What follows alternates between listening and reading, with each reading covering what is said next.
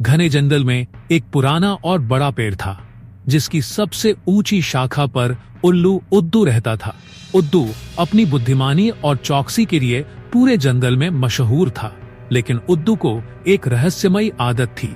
हर अमावस्या की रात वह कहीं गायब हो जाता था।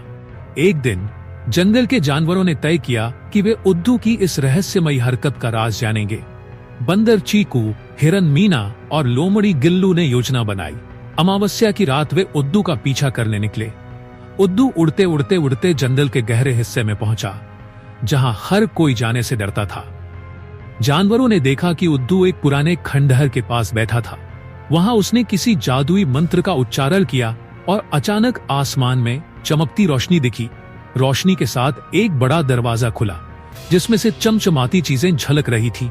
तीनों जानवर डरते डरते करीब गए और चुपके से देखने लगे।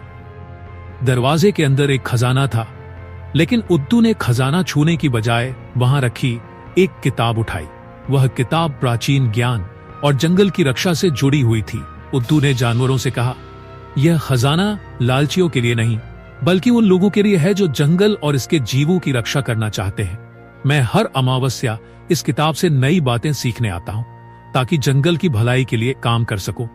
जानवर उद्दू की बुद्धिमानी और निस्वार्थता से प्रभावित हुए। उन्होंने उससे वादा किया कि वे भी जंगल की रक्षा करेंगे। उद्दू ने उन्हें खजाने की सच्चाई गुप्त रखने को कहा।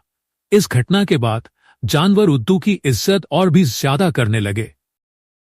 इस कहानी से यह शिक्षा मिलती है कि असली खजाना धन दौलत में नहीं, बल्कि ज्ञान और दूसरों की भलाई में है।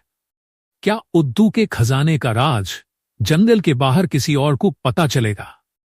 इसी तरह की मोटिवेशनल वीडियोस को देखने के लिए हमारे चैनल को सब्सक्राइब करें, हमारे वीडियोस को लाइक करें और बेल आइकन को दबा दें, ताकि हमारे नए वीडियोस की नोटिफिकेशन आपको जल्द से जल्द मिल सके।